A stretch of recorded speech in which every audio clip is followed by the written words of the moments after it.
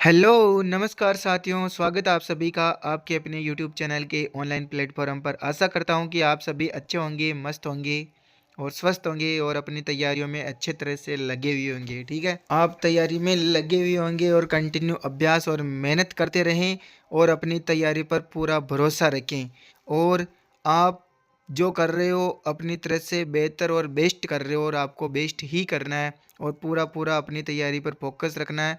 बाकी फालतू की बातों में नहीं आके, दुनिया की बातों में नहीं आके सदैव संघर्ष करते हुए अपने आप को एकाग्रचित्त कर लो, अपना स्थान निश्चित कर लो सबसे पहले तो, ठीक है? मैं 2-3 बातें बता रहा हूँ, वो आप लागू कर लो, ठीक है? एक तो आपको क्या करना है, सबसे पहले अपना स्थान निर्धारित करना है कि आपको लाइब्रेरी जॉइन करनी है, आपको रूम पे रह के पढ़ाई करनी है, कहाँ पे पढ़ाई करनी है, वो स्थान निर्धारित कर लो। जो आपको सबसे बेस्ट अनुकूल लगे, वहीं आपके लिए बेस्ट स्थान होगा और वहीं आपकी तैयारी अच्छी होगी। फालतू इधर-उधर भटकने से कोई मतलब नहीं है। आपको लगता है कि रूम पे बैठ के मेरा मन अच्छा लगता है तो रूम पे बैठ के पढ़िए। आपको लगता है कि मेरा लाइब्रेरी में मन अच्छा लगता है तो आप लाइब्रेरी में बैठ के पढ़िए। आपको जहाँ पे सर्वश्रेष्ठ लगता है, जहाँ पर आपकी आत्मा ज़्यादा गवाह देती है, वहाँ बैठ के पढ़िए, ठीक है? सबसे पहली बात तो ये है। बहुत सारे बच्चों की ये समस्या आती है। दूसरी बात ये है कि सर कितने घंटे पढ़ें? बच्चे बोलते हैं सर 6 घंटे पढ़ूँ तो मेरा हो जाएगा क्या? 4 घंटे पढ़ूँ तो हो जाएगा क्या? तो ये घंटे-वंटे की बात आपको बिल्कुल भी नहीं करनी है, ठीक है? आपको जितना टाइम मिले उतना आपको पढ़ना है, ठीक है? आपको पूरे दिन में 24 घंटे मिलते हैं दोस्तों। कितने घंटे मिलते हैं? 24 घंटे, ठीक है? 24 घंटे में से अभी आपका विद्यार्थी जीवन है, ठीक है? यानी आप लगभग अभी रीट में फॉर्म भरे तो आप किशोरावस्था में आ चुके हो। तो आपके लिए लगभग 6 घंटे नींद खूब होती है, ठीक है? 6 घंटे कम पड़ते हैं तो 7 घंटे मान लो, 8 घंटे मान लो, ठीक है? ज़्यादा से ज़्यादा 8 घंटे सोने को हो गए, फिर भी आपके पास में कितने घंटे बचते हैं? 16 घंटे बचते हैं। कितने घंटे बचते हैं दोस्तों? 16 घंटे, ठीक है? अब 16 घंटों में से मान लो आपके 4 घंटे कहीं आप काम करो या कुछ और करो, वो हो गए, ठीक है? 4 घंटे आपके अलग खाने-पीने के, घूमने के, खेलने के, कुछ भी मान लो, फिर भी आपके पास में 4-4 8 घंटे गए, तो फिर भी आपके पास में 8 घंटे बचते हैं। कितने घंटे बचते हैं दोस्तों? इस 8 घंटों में तो आपको कंटिन्यू पढ़ाई करनी ही करनी है। यानी टाइम निकालना अपने ऊपर है। बाकी सब बहाने होते हैं और बहाने कभी ख़त्म नहीं होते हैं, ठीक है? तो ये बहानाबाज़ी छोड़ के आप सब पढ़ाई स्टार्ट कर दीजिए। तीसरी बात है अपने आप पर भरोसा रखें और अपनी तैयारी को सदैव पूर्णता के साथ में, ईमानदारी के साथ में करें। कभी भी अपने साथ में टाइम पास नहीं करें कि मैं पढ़ाई कर रहा हूँ, ठीक है? सबसे मुख्य बात ये और है। ऐसा नहीं कि घर वाले भी सोचे पढ़ाई कर रहा है यार, आप भी सोचे मैं पढ़ रहा हूँ और टाइम पास हो रहा है यार। ऐसे ही मतलब अपने को टाइम नहीं गंवाना। पढ़ने का मतलब पूरा 8 घंटा आपको पढ़ना ही है। पूरा ध्यान एकाग्रचित होके, ठीक है? यानी अपने आप को स्थिर कर लेना है एक तरह से, अपने आप को गायब कर लेना है और दुनिया वालों की नज़रों में दिखना नहीं है और दिखावा भी नहीं करना है कि मैं पढ़ रहा हूँ और यूँ कर रहा हूँ और इतने घंटे पढ़ रहा हूँ और फालतू की बातें करनी नहीं है किसी से। अपने आप को अंडरग्राउंड कर लो, ठीक है? अपनी तैयारी अपने हिसाब से करो, बेस्ट करो। सबसे बेस्ट तरीका यही है। ये तो हो गई आपकी पढ़ाई से संबंधित बातें। अब विभिन्न विद्यार्थियों की शिकायतें और एक बार उस पे भी हम चर्चा कर लेते हैं, ठीक है? बहुत सारे बच्चे जो जिनके डिप्लोमा हो गया है, जिनके पास में डिग्री है, वो लेवल 2 1 वाले उसमें अपने बीएड वाले उसमें अप्लाई कर रहे हैं, उनमें कोई दिक्कत नहीं है, ठीक है? जो नए अभ्यर्थी जो पास हुए हैं 2022 के बाद में, वो तो फॉर्म भर ही रहे हैं। इसके अलावा एक और भर्ती परीक्षा हुई थी रीट की 2021 में। कौन सी हुई थी? 2021 में, ठीक है? वो जो 2021 वाली भर्ती थी, उस सर्टिफिकेट की वैधता 3 वर्ष के लिए ही थी। कितने वर्ष के लिए थी? 3 वर्ष के लिए थी, उसकी वैधता अब खत्म हो चुकी है, ठीक है? यानी जिसके पास 2021 वाला सर्टिफिकेट है, वो अब काम में नहीं देगा, आपको वापस नया अप्लाई करना है, ठीक है? तो ये बात सुन लेना। अब दूसरी परीक्षा पे चलते हैं हम, रीट 2022। रीट 2022 में जिन्होंने पात्रता परीक्षा दी है और वो पास हैं, ठीक है?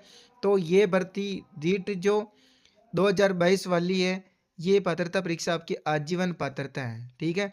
असमंज में सैकड़ों अभ्यर्थी फिर भी 2024 में फॉर्म भर रहे हैं, तो फिर भी कोई बात नहीं है। यदि आपकी इच्छा हो तो आप इसमें फॉर्म भर सकते हो और लगता है आपको भाई ठीक है, मैं फॉर्म एग्जाम या फॉर्म के पैसे नहीं लगाऊंगा, फॉर्म नहीं भरूंगा, तो कोई बात नहीं, आपके 2022 वाला भी वैलिड है, इसमें कोई दिक्कत वाली बात नहीं है दोस्तों, ठीक है।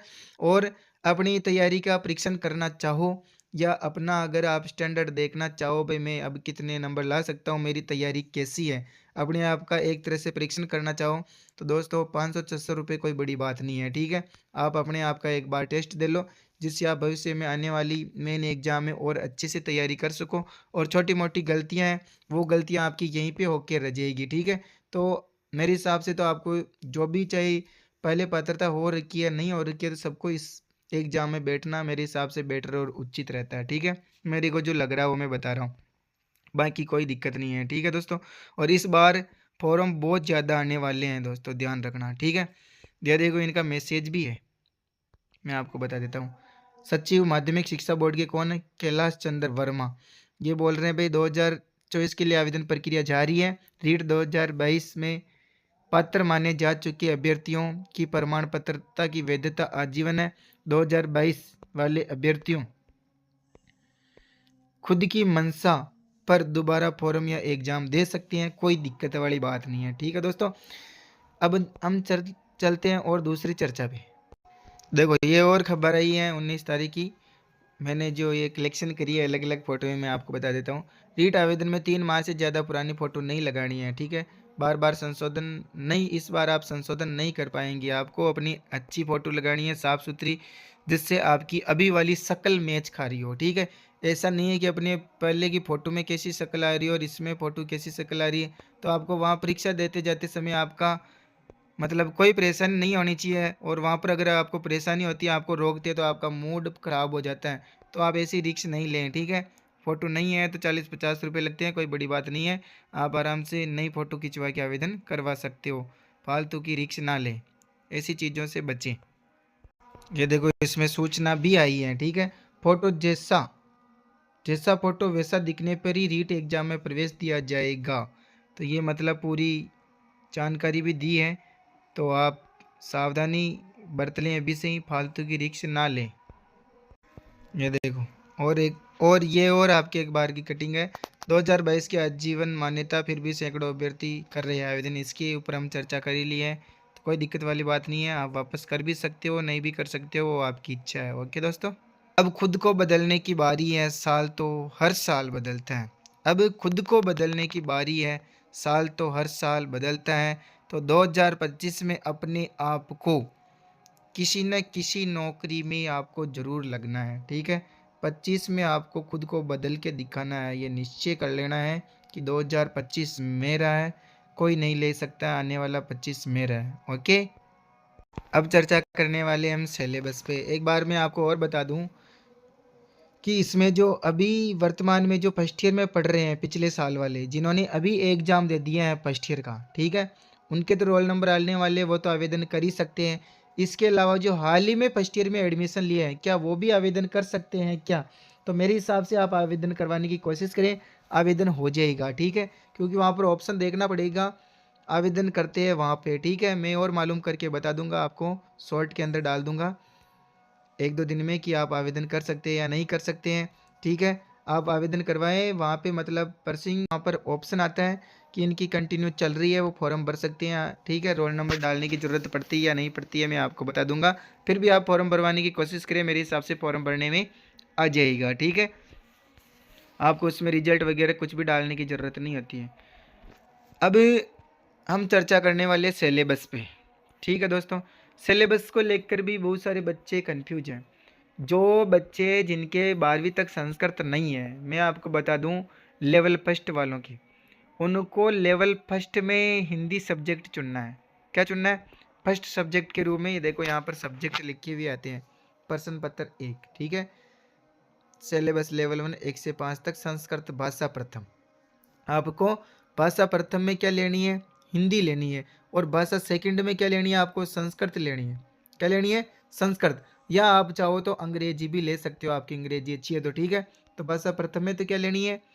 हिंदी। और सेकंड में क्या लेनी है? आपको चॉइस है आपकी कि आपको संस्कृत बेस्ट लगती है तो संस्कृत ले सकते हो, और मेरे हिसाब से बेस्ट मानो तो आप अंग्रेजी ले, क्योंकि आपके जो मेन एग्जाम है, मेन एग्जाम में संस्कृत नहीं है, अंग्रेजी है। तो आप अभी से यदि अंग्रेजी का लेके लेवल फर्स्ट का एग्जाम दो, फ्री में भी थोड़ी बहुत तैयारी हो जाएगी आपकी, तो फिर आपको मेन एग्जाम में इंग्लिश में फ़ायदा मिलेगा। ठीक है, थोड़ा सा मेरा सुझाव है, बाकी आपकी इच्छा है। आपको संस्कृत अच्छी आती है, डर लगता है कि मैं इंग्लिश से क्या पता पास होऊंगा नहीं होऊंगा, तो आप आपके हिसाब से ले सकते हो, कोई दिक्कत वाली बात नहीं है। ठीक है, बाकी जिनके संस्कृत हैं 12वीं तक उनके संस्कृत अच्छी होती है, क्योंकि यहाँ पर थोड़ा तुलनात्मक रूप से क्या पेपर का थोड़ा सा पेपर 19-20 हो जाता है।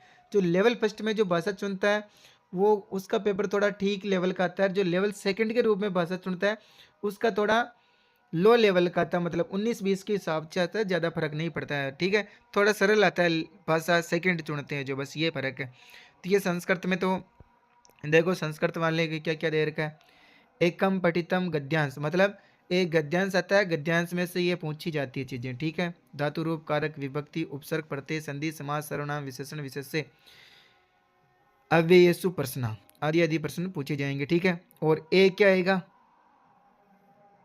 एक और आपके अपठित गद्यांश आएगा, जो राजस्थान इतिहास कला संस्कृति चादरी करते निम्नलिखित बिंदु संख्या प्रश्न आपको उत्तर देना है। इसमें से रेखांकित पदों में क्रियापद वचन लकार लिंग संधि समास ये भी आपके इसमें देने पड़ेंगे उत्तर। ठीक है, यानी आपके इसमें 2 प्रकार के गद्यांश आएंगे। ओके, इसमें से आपको सारे सवाल पूछे जाएंगे। रेखांकित पदों में आपको वापस वही लकार लिंग ये पूछे जाएंगे, और लकार परिवर्तन पूछा जाएगा। कौन कौन सा याद करना आपको, लिट लिंग लिट विधिलिंग कारकेशु। संख्या ज्ञान मेश्वर सूत्र संबंधी प्रश्न, संस्कृत अनुवाद वाच्य परिवर्तन लिट लकार से वाक्यसु प्रश्न निर्माणम और अशुद्धि संशोधनम, संस्कृत सूक्तियाँ, संस्कृत भाषा की शिक्षण विधियाँ, संस्कृत के शिक्षण सिद्धांत, संस्कृत भाषा कौशल्य से विकास, इसके अलावा श्रवण संभाषण पठनम लेखनम, बाकी ये सारे आपके शिक्षण विधियाँ दे रखी है। ठीक है, इस तरह आपके 10वीं स्टैंडर्ड तक का ही रहेगा। इसके अलावा आप पढ़ाई कहाँ से करनी है अभी मैं आपको बता देता हूँ। ठीक है, कौन सी पुस्तकें पढ़े कौन सी नहीं पढ़े।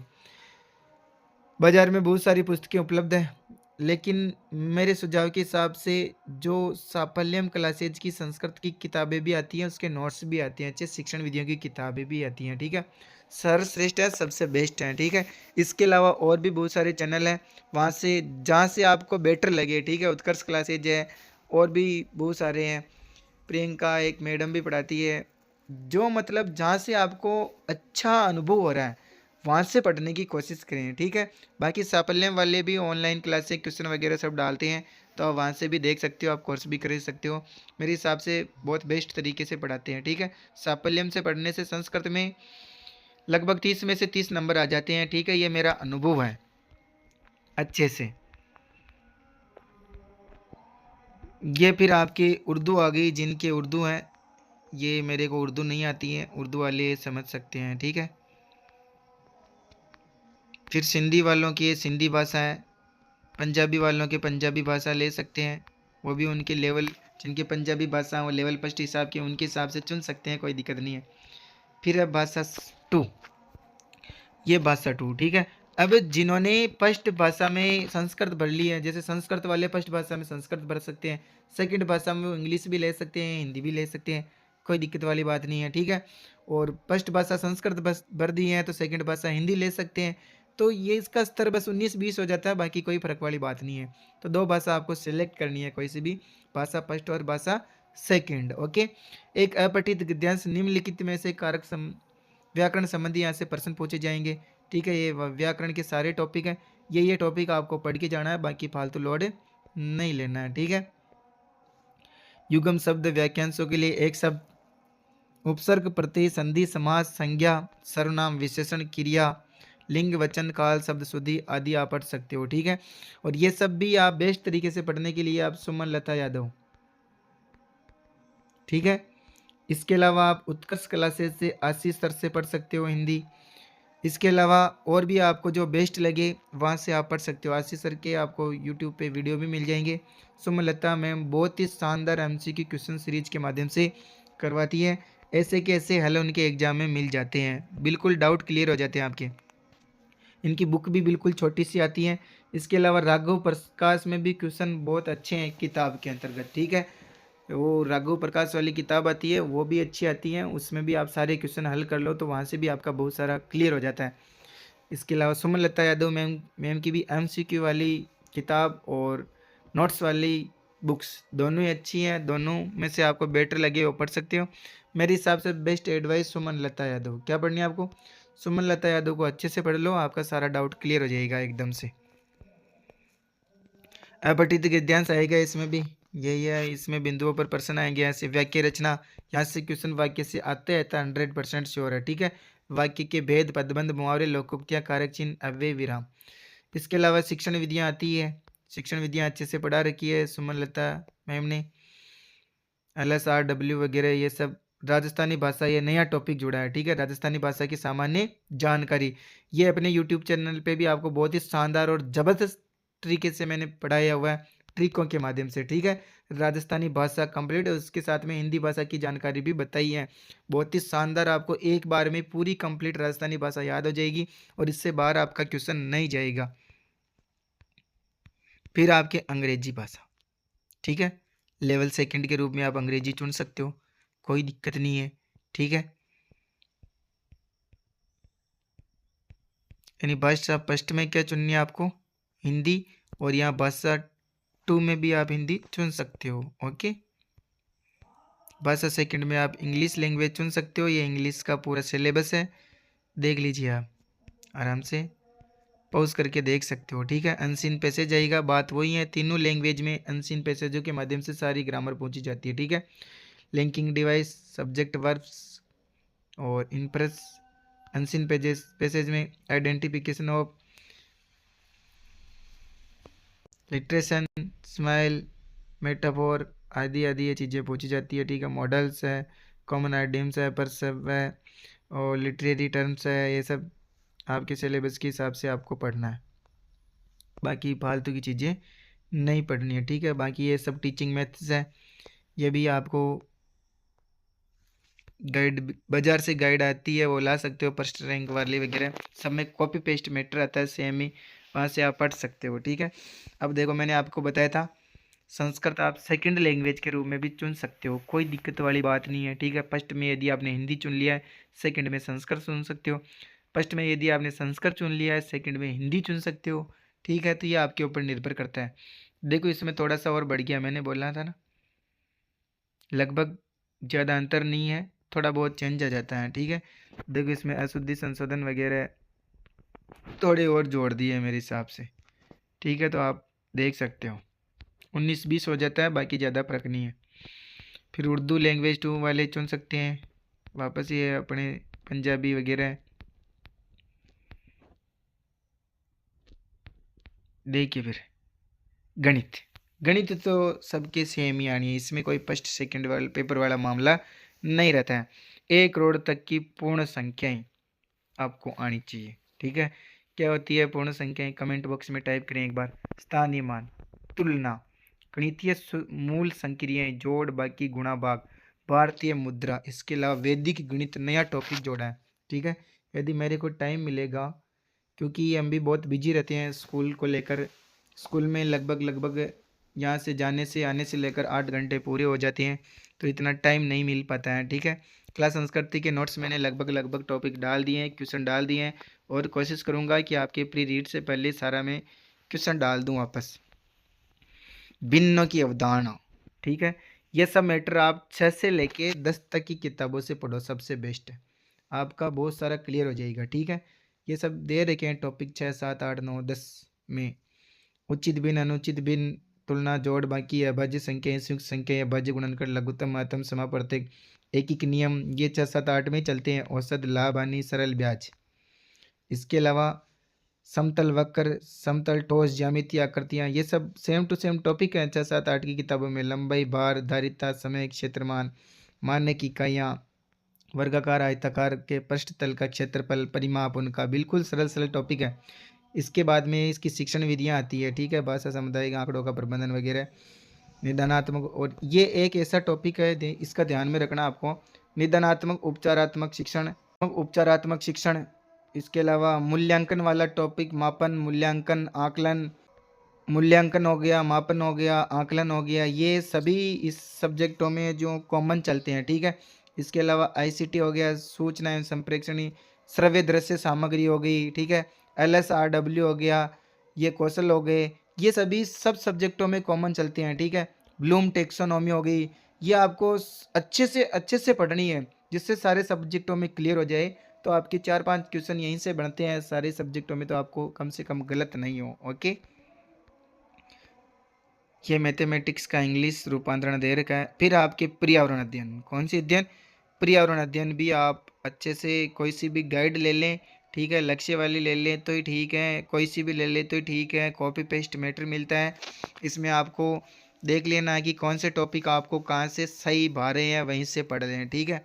बाकी ये टॉपिक मैंने लगभग डाल दिया है अपने चैनल के ऊपर, ठीक है।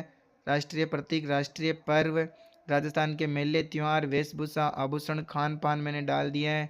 राजस्थान की वास्तुकला, पर्यटन स्थल, राजस्थान की प्रमुख विभूतियाँ एवं गौरव, राजस्थान की प्रमुख विरासत, दुर्ग, महल, स्मारक, राजस्थान की चित्रकला, राजस्थान की लोकोक्तियाँ और राजस्थान के लोक देवता, ठीक है। ये वाला टॉपिक अपने चैनल से आप पढ़ सकते हो। इसमें 2-3 टॉपिक रह रहे हैं जो मैं बहुत जल्दी आपको डाल दूंगा, ठीक है। इसके अलावा राजस्थान का सामान्य ज्ञान, परिवहन, संचार, वस्त्र, आवास, ये सब आप किसी भी गाइड से पढ़ सकते हो, कोई दिक्कत वाली बात नहीं है, ठीक है।